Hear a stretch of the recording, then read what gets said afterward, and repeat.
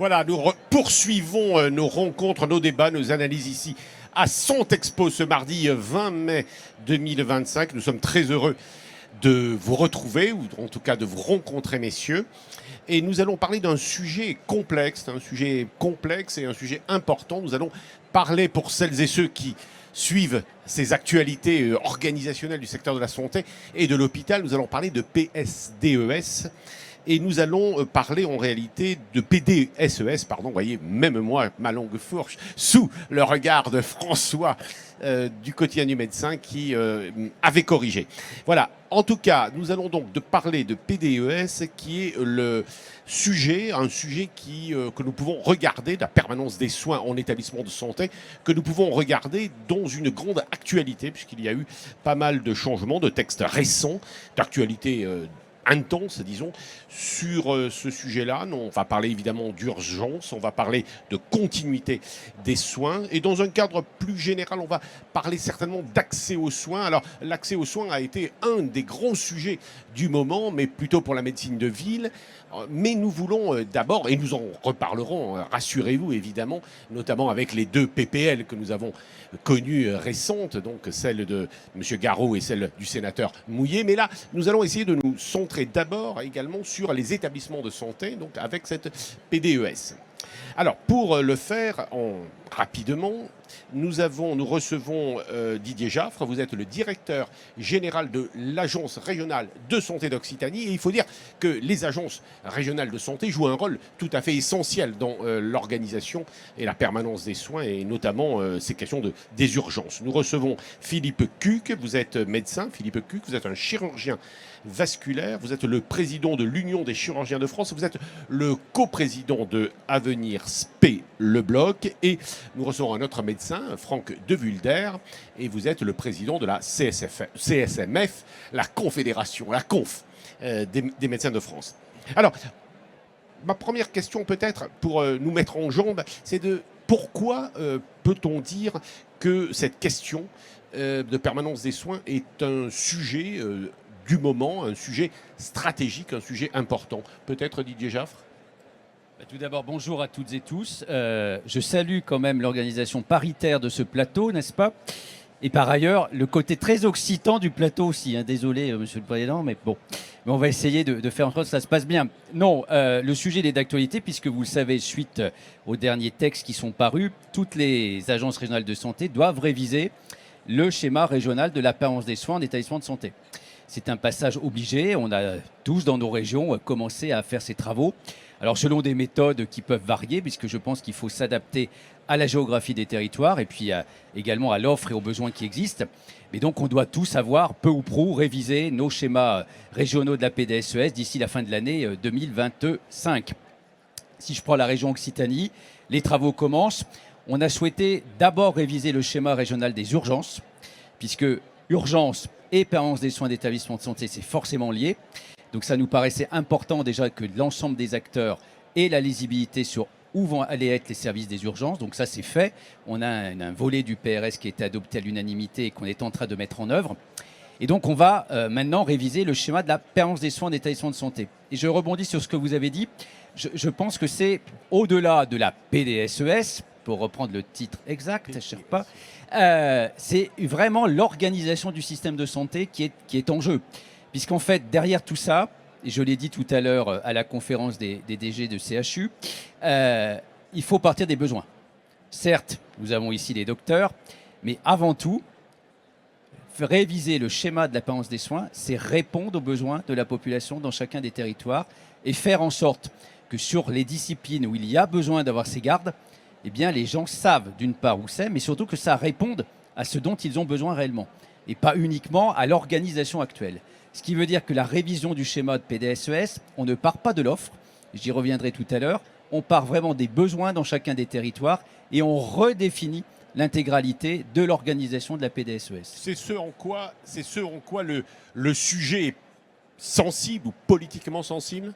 C'est-à-dire c'est l'attente des citoyens qui, au-delà des questions assez technocratiques et techniques en réalité, c'est vraiment comment je vais être pris en charge la nuit, les urgences, ou si j'ai été hospitalisé dans un de vos services, comment les choses vont s'organiser pour la suite, c'est ça? Bah oui, c'est sensible parce que vous le savez aussi bien que moi, la santé et l'éducation, c'est les deux piliers de la République. Et on se doit de faire en sorte que, quel que soit le lieu où on habite, on ait accès à la santé. Alors, le Premier ministre a présenté le pacte sur les déserts médicaux, donc l'accès à la médecine générale. Il y a l'accès à la permanence des soins dits ambulatoires, donc la médecine générale ambulatoire de garde. Et puis, il y a la permanence des soins d'établissements de santé. On a nos hôpitaux, on a nos cliniques, nos établissements à but non lucratif. On se doit d'organiser l'accès aussi aux spécialistes, puisque la permanence des soins d'établissements de santé, c'est la permanence des médecins spécialistes, que ce soit à l'hôpital public, que ce soit dans les cliniques. Et le citoyen, il veut savoir où est-ce qu'il va être pris en charge. S'il a un besoin d'être pris en charge en urgence, en chirurgie à 3 heures du matin, il faut que ce soit clair, lisible pour lui. Il doit être en capacité, déjà, pour gérer cet événement dramatique, de pouvoir être rassuré et d'être sûr que dans le département où il habite, il va être bien pris en charge par, bien entendu, les bonnes équipes, au bon endroit, au bon moment. Et donc, ce schéma de permanence des soins d'établissement de santé, encore une fois, il est fondamental pour l'organisation globale de notre système de santé. Et ça, c'est à la main, c'est à votre main, à la main des agences régionales de santé et du PRS, c'est-à-dire du plan régional de santé. Alors, je fais un peu de pédagogie, mais tout le monde n'est pas spécialiste de ce sujet. Effectivement, le schéma de permanence des soins et des de santé est un élément du PRS. Mais moi, je serais tenté de dire que c'est avant tout l'affaire de toutes et tous. Et moi, je souhaite que ce futur schéma de la PDSES, il soit construit et débattu avec les usagers, avec les professionnels, avec les élus, dans chacun des territoires. Et donc moi, je vais demander, mais c'est une pratique, ici les Occitans la connaissent, que nous ayons des discussions dans chacun des conseils territoriaux de santé. Donc on a 13 départements en Occitanie. Nous aurons donc 13 consultations là-dessus. Et je veux vraiment que tout le monde s'empare du sujet. Je ne veux pas que ce soit une affaire uniquement de est-ce que je maintiens la demi-ligne de garde de chirurgie digestive à Toulouse. Ça n'a strictement aucun intérêt. Je veux que tous les Hauts-Garonnais, les 1,5 million d'habitants, se saisissent de cette question à travers leurs représentants via le Conseil territorial de santé et qu'on remette vraiment, on repart d'une feuille blanche. Voilà. Alors bien entendu, ça s'intègre dans le PRS parce qu'on a toute l'autre organisation des soins, mais la PDSES, c'est finalement la dernière petite touche qu'on met pour que le système soit complètement organisé. Franck de Vulder, en quoi ce sujet que nous essayons de traiter est lié à l'actualité, notamment dans ce que nous avons connu de la médecine libérale ou générale, en particulier avec les médecins généralistes, les 2 propositions de loi que l'on a connues. Est-ce que l'on est dans les mêmes affaires, dans les mêmes sujets globalement, celle de l'accès aux soins, où il y a des spécificités qui font que ce sont 2 sujets très différents? Moi, je pense que les sujets... déjà, bonjour à tous et merci à la FHP et à son président Lamine Garbi pour cette invitation. Je pense que les sujets sont connexes, qu'on est dans une période qui est inédite dans l'histoire récente de notre démographie et de notre démocratie. Pour la première fois, le sujet de la santé qui finalement posait peu de problèmes pour la population. Ce n'était pas le sujet préoccupant. Les ministères de la Santé étaient plutôt dans l'ordre protocolaire, classés plutôt dans la deuxième partie, voire à la fin de la deuxième partie. Brutalement, on a un ministre de la Santé qui faisait l'ouverture de ce congrès ce matin, une ministre du Travail, de la Santé, des Solidarités, Catherine Vautrin, que je connais bien. Alors, je ne suis pas d'une région où le ballon vole dans tous les sens, mais d'une région pétillante et dont vous profitez.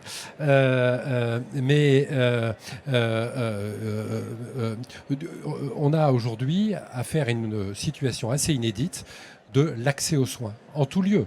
Ça s'explique, on n'est pas les seuls. Il manque de 30 millions de soignants dans le monde. En France, on a un même nombre de médecins qui sortent des facultés de médecine qu'à la fin des années 70, début des années 80, à peu près 8 000, même si 13 000 rentrent dans les facultés de médecine aujourd'hui.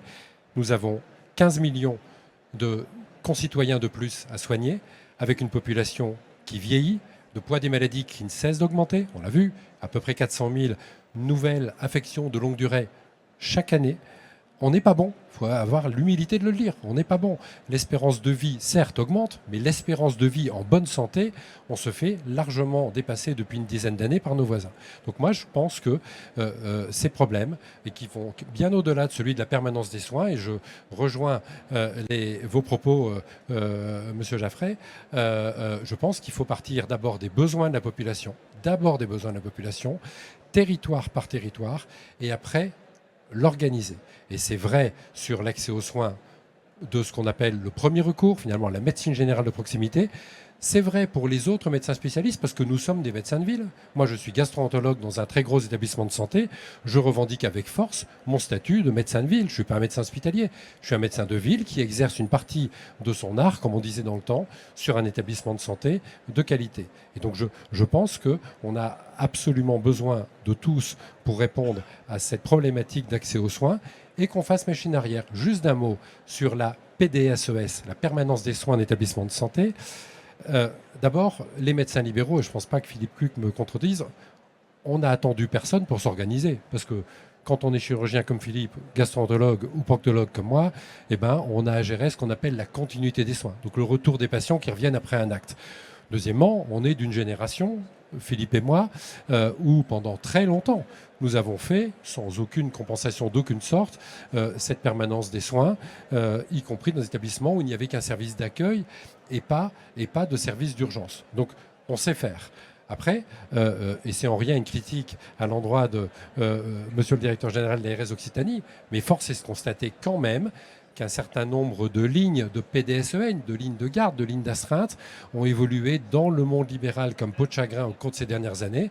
Ben moi, je suis content de vous entendre dire, partons des besoins, regardons quelles sont les forces en présence et faisons agir les acteurs sous la forme d'une responsabilité collective et non pas d'une contrainte individuelle. Oui, alors c'est ça, au-delà des mots, enfin, qui sont derrière, si on écoute bien, on entend bien ce que vous dites, c'est-à-dire, d'abord, il y a quand même un manque d'acteurs, un manque de médecins. Il y a peut-être parfois aussi une volonté de ne pas, soit de vouloir très fortement s'inscrire dans la permanence des soins, ou au contraire, peut-être de trouver que c'est très lourd. Quand on est chirurgien comme vous, évidemment, passer des nuits à assurer des permanences, c'est lourd. Est-ce que les jeunes veulent le faire, peuvent le faire? Il y a quand même eu une forte évolution dans les 20 dernières années sur cette question-là, et elle est redevenue, me semble-t-il, vraiment d'actualité. Philippe Cuc. L'urgence en médecine et en chirurgie, c'est la base, c'est notre métier. Donc aujourd'hui, quelles que soient les spécialités, les médecins libéraux veulent prendre en charge les patients en urgence. C'est le cœur du métier, c'est souvent le plus difficile. Et puis l'urgence, c'est structurant pour les établissements. Quand vous avez un service d'urgence avec du personnel et des médecins spécialistes derrière, ben, vous avez quand même une activité importante. Moi, je pense qu'aujourd'hui, il n'y a pas vraiment de problème de ressources humaines pour prendre les astreintes et les gardes. Simplement, et on a de la chance, nous, en Occitanie, parce qu'on est une région privilégiée. Parce que depuis 20 ans, je le rappelle, on a mis en place des lignes d'astreinte dans certains établissements. Et ça, il faut le reconnaître par rapport à d'autres régions qui sont moins bien loties. Donc ça, c'est un premier constat. Deuxième constat, c'est que on trouvera toujours des professionnels de santé compétents pour prendre des astreintes et des gardes si elles sont reconnues, rémunérées et valorisées. Et comme le disait Franck, pendant des années et des années, nous avons pris des astreintes sans rien. Et donc ça, c'est une pénibilité du métier, il faut bien le reconnaître, et ça doit être reconnu et valorisé. Alors que ça ne l'était pas, c'est ce que vous dites. Ça ne l'était pas, bon. Puisque, je rappelle, juste pour information, en 2005, quand les premières astreintes arrivent sur le marché, je dirais, il y a un chirurgien dur, un chirurgien mou et un anesthésiste. Et alors que d'autres spécialités intervenaient, etc. Donc on a évolué avec beaucoup de chance dans notre région, il faut bien le reconnaître, par une très bonne relation entre ARS et professionnels de santé et établissements. Et ensuite, un petit mot pour compléter, c'est que nous, on n'est pas seuls, on a besoin de l'équipe, la nuit, etc. Et donc il faut bien organiser ça, parce que pour les établissements, je dis toujours, ce n'est pas le directeur qui se lève la nuit, mais le directeur, il a besoin d'infirmières la nuit, d'équipes, etc., etc. Et donc, il faut à la fois les ressources humaines et les moyens qui vont avec pour assurer dans la qualité la prise en charge de ces patients. Oui, c'est ce que je voulais dire. C'est-à-dire qu'en réalité, il y a, pour mettre ça en place, il y a évidemment une forte organisation, d'ailleurs, essentiellement effectivement dans les établissements de soins, mais enfin en médecine de ville, dans la PDSA aussi, il faut que tout ça soit organisé. D'ailleurs, la PDSA, je saute rapidement, c'est aussi l'ARS qui l'organise, non? Oui, enfin, c'est l'ARS qui en est garante, mais je pense que l'organisation, elle se fait avec les professionnels, avec les ordres, bien entendu. C'est un travail collectif. Moi, je ne pense pas qu'une organisation puisse se décréter. Elle doit se travailler concrètement dans chacun des territoires, avec chacun des professionnels. Et je pense que quand il y a la volonté, et effectivement, en région Occitanie, il y a eu la volonté de l'ensemble des acteurs de jouer collectif, eh bien, ça marche. Que ce soit à Toulouse, que ce soit à Montpellier, à Nîmes et dans les autres villes où il y a à la fois une offre publique et une offre privée équilibrée. Et heureusement, puisqu'on est une région qui prend plus de 50 000 habitants par an supplémentaires. Ça fait 10 ans que ça dure, ça va durer encore 10 ans. On aura donc 1 million de plus à soigner. Et s'il n'y avait pas ce partage des tâches entre le public et entre le privé, on n'y arriverait pas. Très clairement, on serait totalement sous l'eau. Je pense que déjà, on est presque sous l'eau de temps en temps. Donc, c'est impératif. En revanche, il faut aussi que l'organisation, non seulement elle colle aux besoins, mais elle colle aussi, vous l'avez dit, à la pratique, aux réalités, comment on prodigue les soins. On a à Toulouse une particularité, vous ne l'avez pas dit, docteur, mais d'avoir des demi-lignes de garde. Bon, ben ça, en vrai, ça n'existe pas. Il faut quand même bien se le dire. Certainement qu'à l'époque, ça a été fait pour des raisons financières. Mais si on part vraiment d'un schéma qui correspond à de l'organisation, la finance, elle doit venir en deuxième analyse et non pas en première analyse. Le schéma de PDSES, ce n'est pas un schéma financier. Sinon, ça ne sert à rien. Autant le faire tout de suite avec un tableur Excel et on aura terminé. En revanche, on se doit se donner les moyens que, quand on dit il faut à Toulouse, je dis n'importe quoi, en chire digestive, je ne sais plus combien il y a de lignes, mais alors, disons, il faut 5 lignes pour l'ensemble des Hauts-Garonnais, eh bien, on ne va pas se mettre à découper les lignes. Ça ne marche pas. En revanche, il va falloir que le CHU, l'ensemble des cliniques, donc les professionnels, parce qu'effectivement, quand on dit CHU et établissement clinique, ça ne veut rien dire. Il faut consulter les équipes. Que les équipes nous déterminent comment elles vont s'organiser. Alors, est-ce que ça sera 2 ici, une là? Est-ce que ça sera des choses communes? Est-ce que ça variera d'une semaine sur 2? Ça, moi, à la limite, je pense que c'est là où l'innovation vous est donnée. Il faut que vous sachiez dépasser, comme je dis souvent, les lignes jaunes pour trouver des organisations un peu innovantes et ne pas rester chacun dans son silo en termes d'organisation, etc. Et là, c'est là où on va répondre véritablement aux besoins. Donc, je pense que c'est effectivement un moment... Alors, Christine Schibler disait tout à l'heure sur une autre table ronde que l'objectif de la FHP, c'était d'être autour de 30-35%. Alors c'est vrai que moi, je pars quand même avec non pas un handicap, mais un sacré avantage parce que je suis déjà à ça. Le privé représente déjà plus de 30% de l'enveloppe consacrée à la permanence des soins d'établissement de santé sur notre fonds d'intervention régional. Ça ne veut pas dire qu'on ne doit pas pouvoir faire mieux. Mais en fait, le sujet n'est pas tant de savoir si c'est 30, 40 ou si c'est 20. Le sujet, c'est que ça doit coller véritablement une organisation et aux femmes et aux hommes qui sont là. Parce que moi, j'aurais beaucoup plus de mal, je pense, à organiser la permanence des soins là où il n'y a plus qu'un seul établissement. J'ai 5 établissements très ruraux dans la région où il n'y a plus qu'un hôpital public, il n'y a plus du tout d'offres privées. Et pour autant, il va bien falloir organiser une permanence des soins pour les habitants qui sont là. Et là, toute la difficulté, la gageure, c'est de se donner les moyens d'avoir les professionnels pour la faire tourner. Et peut-être que c'est là aussi qu'on peut innover à partir des métropoles et donc à partir des professionnels qui soient libéraux ou salariés, peu importe, de garantir cette permanence des soins sur les territoires ruraux. Et vous payez? Vous paierez? Le citoyen paiera, parce que je vous rappelle que tout ça, c'est quand même l'argent des cotisations sociales des salariés des entreprises. Mais oui, via le fonds d'intervention régional, chaque agence consacre une enveloppe à la permanence des soins d'établissements de santé, selon les régions, mais en gros, on est entre 20 et 25% du FIR. C'est ce que ça représente à peu près partout. Didier Jaffre, si on parle de Toulouse, il faut aussi parler un peu de Montpellier. Je trouve que le président de la FHP est un peu tendu. Oui, on fait un équilibre, si vous le voulez bien. Dites-moi, oui, mais enfin, quand je lis, parce que vous avez donné quelques repères. Alors d'abord, février 2025, il y a eu donc des nouveaux textes, hein, c'est ça? On s'est appuyé sur les travaux de Valtou et un rapport du de ministre. l'IGAS qui, et un rapport de a l'IGAS défini très très bien à la fois le constat, comment c'était organisé et comment ça devait être. Voilà. Et finalement, les textes que le ministre a pris s'appuient complètement sur le rapport de l'IGAS. Voilà, et c'est là où je lis qu'il y a, bon, je passe, évidemment, c'est toujours passionnant les rapports de l'IGAS, mais enfin, je vais à la synthèse de la synthèse, sinon on est perdu. Fragilité des organisations, déséquilibre des contributions entre secteur public et secteur privé. 80% des gardes sont dans le public. C'est écrit. Difficulté de mettre en œuvre des organisations partagées. Ah bon, vos médecins n'ont pas très envie, vos organisations, de travailler ensemble? Non, mais comme toujours, le rapport, il fait une vision nationale synthétique. C'est très région dépendant. En fait, l'organisation de la PDS aujourd'hui n'a rien à voir d'une région à l'autre. Moi, j'étais avant dans région Île-de-France, ça n'était absolument pas organisé de la même manière. Et en région Occitanie, c'est différent, et en Pays de la Loire, c'est encore autrement.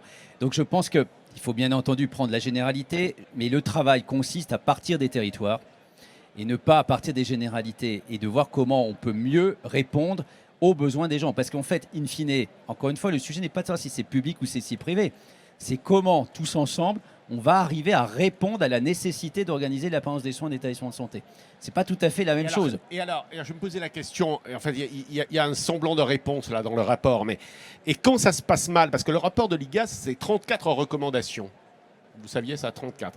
Et en fait, il y en a une. Quand ça se passe mal, c'est le DG d'ARS qui va imposer de déroger, d'ailleurs. C'est la loi dorénavant, C'est la loi. mais ça c'est l'arme atomique, c'est comme toujours. Donc vous allez avoir plusieurs étapes. Donc déjà on va construire ensemble le schéma régional de permanence des soins, et en Occitanie il y en aura 13 parce qu'en fait on fait un schéma départemental, il y a 13 départements, on ne peut pas organiser la permanence des soins au niveau régional, ça n'a pas de sens.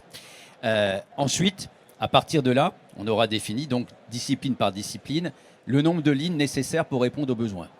On lancera un appel d'offres à l'ensemble des acteurs pour qu'ils répondent à la mise en œuvre de ces lignes. Là, l'organisation leur appartiendra. Et de deux choses l'une, ils arrivent tous à se mettre d'accord et ils nous proposent un schéma qui satisfait les lignes. Ben, c'est très bien, on l'arrête, je signe l'arrêté et on verse l'équivalent pour financer via le FIR. Les acteurs n'arrivent pas à s'entendre. Et là, effectivement, il appartient au DG de l'ARS, parce que nous devons répondre aux besoins de santé des gens, d'arrêter l'organisation de la PDSES. Mais je pense franchement, et je sais que les Occitans travaillent comme ça, mais dans les autres régions aussi, qu'il ne faut surtout pas en arriver là. Je pense que quand on en arrive là, c'est que c'est une situation d'échec. Si je suis obligé, moi, d'arrêter dans tel ou tel département le schéma de la permanence des soins, enfin pas de dire à qui je dois donner l'organisation, c'est qu'on a raté toutes les phases précédentes. Oui, Franck de Vulder, est-ce que ça, dans votre région, c'est un petit peu la même chose? C'est-à-dire que j'imagine, enfin je connais peut-être un peu moins bien votre belle région de Champagne, Champagne-Ardenne, c'est ça? Oui. Mais en fait, là aussi, bon, j'imagine qu'à Reims, les choses se passent à peu près correctement, mais il y a des zones extrêmement des déserts, enfin, ou en tout cas plus défavorisées. Est-ce que là, il y a une forme de coopération qui peut s'exercer, notamment pour ces questions-là? Oui, deux points de réponse. D'une part, une sur ce que vous avez dit sur le rapport IGAS, sur le déséquilibre de participation à la PDSES. Permettrait de dire avec force que ce déséquilibre a été organisé. Je suis désolé, le monde change, mais a été organisé. Il a été d'une complexité importante dans beaucoup de territoires, même si j'ai la chance en Champagne-Ardenne, à l'évidence, comme chez vous en Occitanie, d'avoir sur mon établissement un certain nombre de lignes de PDSES, dont certaines ont été réduites, la mienne. Moi, j'ai pas la nuit profonde, par exemple, monsieur le directeur général, ce qui est hallucinant dans un établissement qui voit naître presque 4000 bébés, qui a une réanimation polyvalente, pour des raisons bassement mercantiles et financières. Donc je pense que c'est un point important de dire c'est 90% d'un secteur hôpital public qui fait la permanence des soins en établissement de santé et pas dans les établissements de santé privés, oui, mais parce que les lignes d'astreinte n'ont pas été données par les directeurs généraux d'ARS à ce moment-là. Donc c'est un premier point d'importance. La deuxième chose, ça répond à votre question et ça répond à monsieur le directeur général sur et quid des territoires où l'accès aux soins en permanence des soins, donc finalement la nuit et le week-end, puisque c'est le sujet de cette table ronde, comment fait-on pour leur répondre ? Je pense que, on en parlait dès le début de votre introduction, ça dépend des besoins de soins de la population. Moi, je m'étonne toujours que, et ça nécessite, je ne sais pas où vous en êtes, vous en avez parlé sur votre région, mais ça nécessite, à mes yeux, une profonde révision de la carte sanitaire des lieux où sont situés les services d'urgence, puisqu'il y a un lien entre les services d'urgence et la permanence des soins. Quand je vois sur mon territoire qu'il Il y a des territoires où il faut porter un accent important, parce que c'est d'une grande ruralité et à plus d'une heure de route, voire 1 heure et demie de route, alors, qu'est-ce que des vous centres faites d'importance. concrètement ? Et là, il faut y mettre l'accent et regarder quelles sont les forces en présence.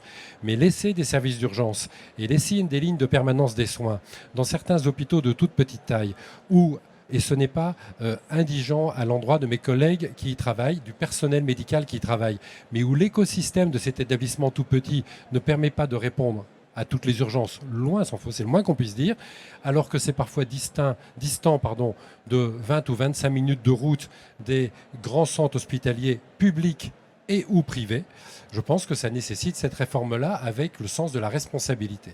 Donc je pense deux choses, que si, pour répondre à votre question, dans les territoires où il y a vraiment des besoins, eh ben, posons-nous la question de savoir si à cet endroit-là, on doit y mettre ou y maintenir, et avec quel bras, et avec quelle force en présence, et quel matériel, les services d'urgence, ou si on doit organiser des transports, mais laisser, je vous donne un exemple, je suis champenois et pas Pays de Loire, mais si vous prenez un territoire qu'on connaît bien dans la maison CSCMF, qui est la Mayenne, chère à un député qui porte une proposition de loi dont j'ai coutume de dire qu'elle va faire pchit, et j'en prends le pari, et je l'ai Là, écrit vous parlez de n'est-ce pas, Garot. dans le Allons-y. côté de On M. termine. Garot. Oui, Mais quand en Mayenne, il y a 300 000 habitants, chaque soir, 3 services d'urgence qui sont administrativement ouverts et 2 sur 3 fermés pour des raisons de bras et de disponibilité de temps, et c'est comme ça dans beaucoup de territoires, profitons-en pour renouveler et réécrire la carte sanitaire avec la population et les besoins. C'est Oui. indispensable. Voilà, Philippe Cuc, dernier mot peut-être, et puis on conclura. Oui. Non, moi, vraiment, je pense que ce travail, qui doit être un travail vraiment de établissement, médecin et ARS, devrait aboutir parce que c'est essentiel pour notre système de santé. Les urgences, c'est capital. Simplement, on a un petit peu d'antériorité, d'historique là-dessus qui ont marqué les esprits. Donc il faut aller au-delà. Et moi, je pense qu'aujourd'hui, il faut repérer les territoires qui sont menacés parce qu'il y a un petit établissement. Il faut aller aider ces établissements. Et je pense que c'est ça, parce que dans les grandes villes, l'offre de soins est, je dirais, presque pléthorique. Donc, Je voulais simplement que l'on termine par un focus, enfin faire une attention particulière sur quelle discipline médicale, la psychiatrie, bon, la chirurgie on en a parlé, est-ce que là il y a vraiment des difficultés particulières? On parle souvent de la psychiatrie, quel est votre avis? Peut-être les maternités, là, le ministre a rappelé également. la psychiatrie n'est n'est pas pas dans la PDSES, PDSES, vous avez c'est ça raison. Non, mais moi, je pourrais citer par exemple la radiologie, parce que c'est un sujet où là, pour le coup, selon les régions, la radiologie est financée, pas financée. Moi, j'ai une politique très active en matière de radiologie, puisqu'on a délivré sur tout le territoire des autorisations d'imagerie médicale en considérant que ce sont des moyens de diagnostic et donc de prévention, et que s'ils ne sont pas prêts des gens, ou s'il y a des temps d'attente trop longs, c'est du renoncement aux soins assuré. Donc ça, on l'a mis partout, mais ça ne veut pas dire qu'il faut pour autant que tous les appareils d'imagerie médicale fonctionnent 24 heures sur 24. Ça n'aurait strictement aucun intérêt. D'où effectivement le fait d'avoir une carte des urgences clairement établie. Et après, ça montre bien, parce que je le dis pour mon président national de la FHP bien-aimé qui est devant moi, que le rôle du public ou du privé, pour le coup, peu importe. Si je prends les hauts cantons de l'Hérault, n'est-ce pas, Charlamine, où c'est la clinique qui est l'hôpital public du coin. S'il n'y avait pas la clinique, il n'y aurait strictement plus rien. Eh bien, il y a un service des urgences, on vient d'y mettre, et on a inauguré avec le ministre un appareil d'IRM, un appareil de scanner, on a de la chirurgie, on a une maternité certes suspendue, mais qui peut-être ouvrira quand on aura retrouvé des bras. Et pourquoi on le fait? Et on va même reconstruire, n'est-ce pas, Monsieur le Président, la clinique. On le fait parce que ça dessert toutes les Cévennes, côté gare, et tous les hauts cantons de l'Hérault. Et si on ne le fait pas, ce sont des populations entières qui n'ont plus accès aux soins. Alors effectivement, on pourrait se dire, Ganges en lui-même n'est pas très loin de Montpellier, c'est 3/4 d'heure. Sauf que celles et ceux qui habitent au-dessus, ils peuvent être à 1h30 du premier centre. Et là, donc, on doit se donner les moyens. Et ça montre bien, pourquoi je prends cet exemple, que ce n'est pas une histoire de public ou de privé. Là, c'est très clairement l'hôpital privé, si j'ose dire, qui s'y met, avec ses chirurgiens. Il y a une collaboration avec le public assez exemplaire, puisque pour les urgences, c'est avec les 2 CHU. On a dans d'autres sites où l'hôpital public et la clinique sont en train de se réunir sous forme d'un GCS pour gérer en commun justement ces urgences et toute la PDSES. Donc ça montre quand même quand il y a une volonté et donc aussi de l'Agence régionale de santé. Je rejoins tout à fait. Il faut que l'institution que nous sommes accompagne cette volonté de travailler ensemble. C'est ça le schéma de la permanence des soins. Et je pense qu'on doit être en capacité d'y arriver.